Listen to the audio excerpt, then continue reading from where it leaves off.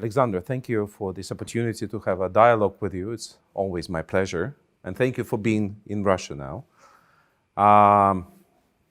We are in a very interesting space here. This is Skoltech, the technology institute that is focused on advanced study. It has some of the labs that maybe are the most advanced in the world. And we are in the space dedicated to the idea that we need to prepare the technological elite of tomorrow that will be able to create technologies that will be needed in our society in the next 10 or 20 years. I think it's a beautiful dream in many regards. But at the same time, we also see that the idea of modern civilization that we need to produce a lot of technological stuff that will be kind of pushed onto consumers, and we need to create these channels of promotion with all kinds of gadgets that you need to replace every 1.5 years, with all kinds of apps that you need to download, which basically take your time. So it seems like we are currently in a situation where the technology doesn't really serve us. It uses us, and in a very awkward way. And the question is, like, is that why we need to be here? And at the same time, we know that we really literally are disrupting all the planetary system. The planet is dying, biosphere is literally collapsing. Oceans are, there is a lot of acid in the oceans. There is a accumulation of CO2 in the atmosphere. There's a climate crisis, as they say. So are we at the point where we need to rethink our model of human evolution? Is the progress something we want to continue, or how can we continue the progress in a healthier way? Well, first of all, Pavel, I wanted just to thank you for inviting me to this event so I can be here with you. It's always a pleasure to be engaging with you in the forefront of thinking about technology, society, and the future.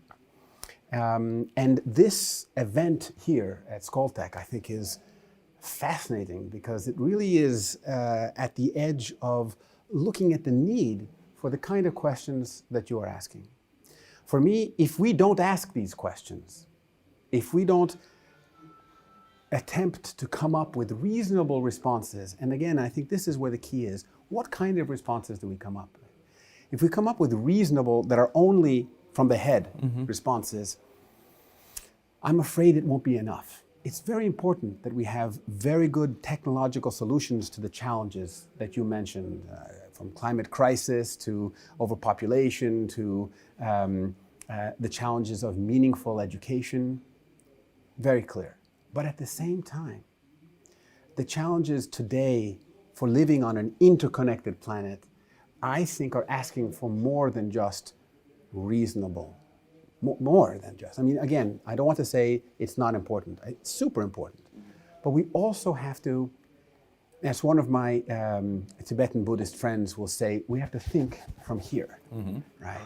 And so this is the type of thinking that helps us remember our humanity. You know, you asked, does this require an evolution of our thinking? Is there a new type of thinking is needed? There's a very interesting concept of remembering, which is like bringing these members together, as if we are kind of dissected, torn into pieces, and now we have to reconnect ourselves with everything that we kind of lost. That's exactly where I wanted to go with this. Because it's not so much a new thinking. In part it is. We're coming to a new, if you think about my area is system science, so we talk about recursions, when you complete a loop and you come back and you continue that. That's a recursion. But an iteration is completing a loop on a spiral. So it's evolutionary, right? And so we have an iteration now of this process of remembering. It's not just going back to our old model of what it means to be human. It means a new model, but it also means reintegrating that sense of being part of a collective narrative of life on this planet. And when we get so fascinated with our technology and our gadgets, like you said, we can get lost. It becomes a hall of mirrors. And we're like, oh, this is fantastic. Look at the power I have with my technology. And we become what's called app dependent more than app enabled. And this is the risk, I think, right now, that we become so enamored of the technology that we lose sight of the bigger picture. And the bigger picture has that narrative that we need to remember, that we're part of a collective story. You can think of it as restoring our membership, remembering. Means restorying, you know, there's a new story, but it's restorying ourselves. And I'm wondering what your take is on this notion. Many people talk about how technology has its life of its own, and that we're victims of the pace of technological change. It's a kind of technological determinism. And I don't know if you feel this is something that is a threat for humanity at this time, or how do you feel that?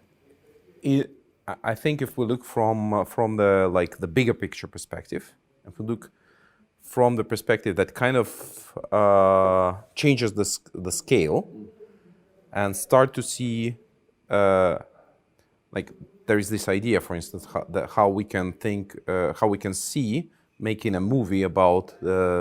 You told me some time ago about this idea of making a movie out of the history of this planet, when you make every 10,000 years into a single frame, and like you see the movie of how the planet evolves, right? Something similar. If we look from the scale of the planet and we try to see how the technology evolves, we really see that something is kind of being born here through us, as if we're kind of hijacked maybe by something or impregnated by something, and it just kind of comes into life. And of course, it looks a bit scary, and we look as if we are victims. But I think maybe this is happening for purpose. Like evolution is sometimes like this. There is this process of giving life to new things, and maybe welcoming things that were not on this planet before. So I would say we can become not just victims of this process, but more like being conscious and aware of that this is happening. Can we mold the process? And most important, I feel the huge potential of reconnecting technology with life in a good way. So the whole approach of biomimicry, for instance, that says, okay, the technology is here, but it's also our choice as designers of technologies, conveyors of something, to make it more part of the biology, part of the biosphere, make it nature-like, reconnect it with nature, not say we are opposed to nature, but reconnect with nature. Can we make a technology like this? Would it be healthier? Would it be like not so toxic, let's say? Because a lot of problems we currently have with this kind of operation is that as if it's not really native to the planet, so to say. So it starts to reprocess the planet, but in a strange way, where it's not sustainable by itself. It operates as if a virus that kills the body. But virus is often a way by which multicellular organisms evolve. So can a virus transform the body, make it healthier, stronger, can give it more qualities? So I think there is a potential for that. We might have caught some kind of cosmic virus. There's kind of science fiction interpretation of this, but it may be a potential for the planet to evolve to the new stage. Yeah. You know, this makes me think of how the point of reference for evolution, for emergence, for creative expression, not only of life, but in the cosmos, is not, and I'm sorry to say, many people may be shocked by this, but it's not human. You know, it's beyond human. We are part of this process of evolution that is far greater than we are, right? And I really like that you brought in this biomimicry frame. You know, one of the founders of biomimicry, Janine Benyus, says life creates conditions conducive to life, right? And I think that is really part of that spirit of emergence and evolution in the entire cosmos. And this is part of what we need to remember, because often our technologies seem to have forgotten that we create conditions conducive to life. And often we then, as human beings, forget that too. But I think what is beautiful about that definition is this idea that life always creates more opportunities than destroys opportunities. So the idea that death is the reduction, so to say, of orders of freedom, and life is basically determined by how many orders of freedom you have. And the more you have, and human is alive by being creative, by having this infinite ability to act in so many different ways.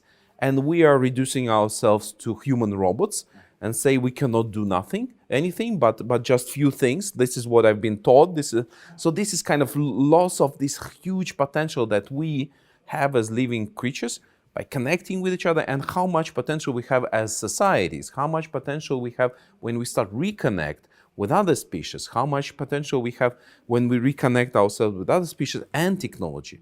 So there's so much beauty in this reconnection that increases the degrees of freedom, the orders of freedom. Yeah.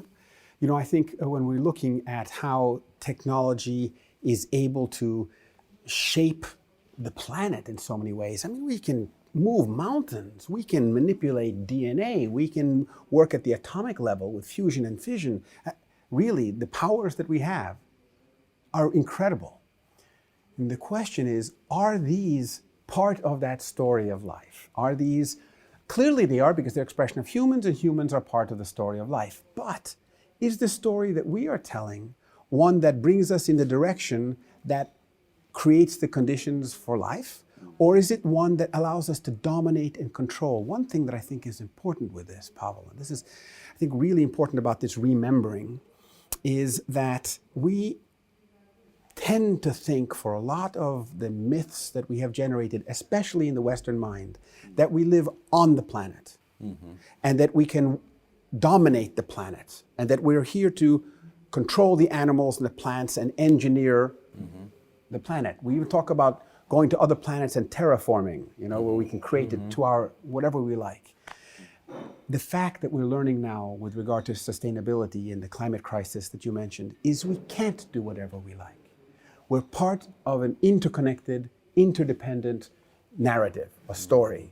And when the technology is one that creates more opportunities, this opportunity, like you said, creates greater degrees of freedom rather than reduces, then that is truly a technology that is future creating. Otherwise, we do have, and it's a serious risk, we do have the risk that what we're doing is moving by becoming more and more machine-like ourselves and not thinking about how we create more opportunities, which involve love, connection, beauty, involve joy, involves these aspects which, at least at the moment, and it will be a long time into the future before this can be something that's truly a symbiotic expression with technology. So for right now, these are important frames. Yeah, but I'm thinking about something, because I absolutely agree with you. We are born from the planet, we are born from the biosphere, we are but one of many, many species that exist on the planet, and we embody the whole evolutionary process within ourselves. So what I cannot help but think is, what if planet actually invoked us, actually invited us to be the way we are? I'm not justifying the way we are currently. And I think there is a kind of feedback happening right now that this is not your mission on this planet, dear humans, to do what you do right now. And the planet will wipe us off. Because the scale of planetary processes like hurricanes, earthquakes, and so on, are immeasurably bigger, so to say, and it has all the tools to destroy us. Right. But it keeps on having us, and that's beautiful, because there is maybe a message that we are needed here, and maybe it's all for a reason, including technological process. I'm not saying we are opposing. I think the idea that we kind of are totally lost away with technology and science, I think is wrong. Right. I think there's so much potential in this. But what we are missing is this remembering, reconnecting with the purpose of doing this. We think that this was given to us because we are the smartest, we are the most powerful, and we're so enchanted, like you say, in this hall of mirror with our own power. And it's not our own. It was donated to us. It was a gift from the bigger systems that want us to do something at this scale. And so I think we couldn't be seen as an organ of an organism, but we have to reconnect with an organism. It's this connection, I think, that's most important in the remembering. And I think technology can play a tremendous role in helping us reconnect. But it runs the risk of also disconnecting us. At the moment, we say, okay, wait a moment, I need to connect. And then we turn on our computer and when we connect, we disconnect from the rest of life. That's not the kind of connection that we need.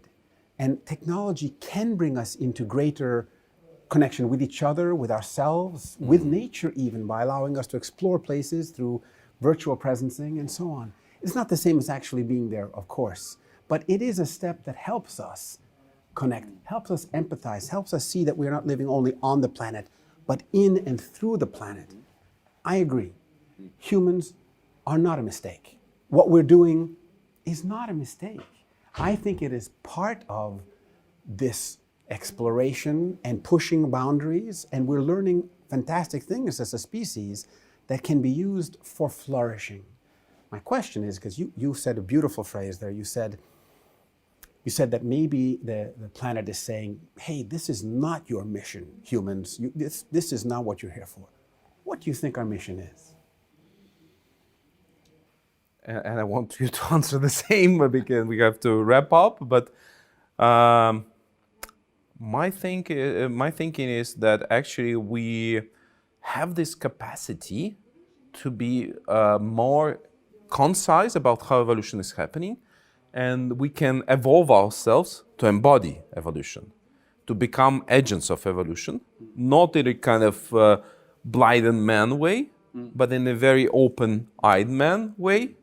So we can actually be the conscious agents of evolution and collective agents of evolution. I think what nature would like the planet wants from us, is to help planet become better, more harmonious, more beautiful.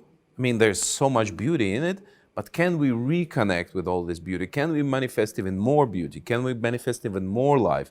Can we make our own lives, first of all, more harmonious? Can we make the life of others around us more harmonious? Can we make our connection with planet more harmonious? Can we make this planet, the idea of paradise on earth, I think it has its like deep meaning in it. The idea that we can actually make it happen now, and we have all the tools apart from that connection, that remembering. Right. What do you think? Well, yes, that makes a lot of sense to me. I think that, I did ask this question once to my daughter when she was about 16 or 17. And she said, my daughter Kalia, she said, we human beings, we're the connectors. We connect life with life. Yeah, I really like that idea. Because she said, we can empathize with many other animals and plants, more than other animals and plants can do with each other, because we're so flexible. We can live under the water, we can live in the North Pole and the South Pole, we can fly, so we can kind of empathize, so we can connect. But I think it's this kind of connection that you said that is about creating harmonious connections. So this idea of creating harmonious connections makes me think about improvisational jazz. I think that's what the universe is playing all the time. It's a big improvisational jazz session. It's not about being an orchestra conductor or playing a written piece that's prescribed. It's about listening, harmonizing, and co-creating. And I think technology can do a tremendous amount to help us listen, harmonize, and co-create. Thank you. Thank you for this improvisation. Thank you so much. Very nice.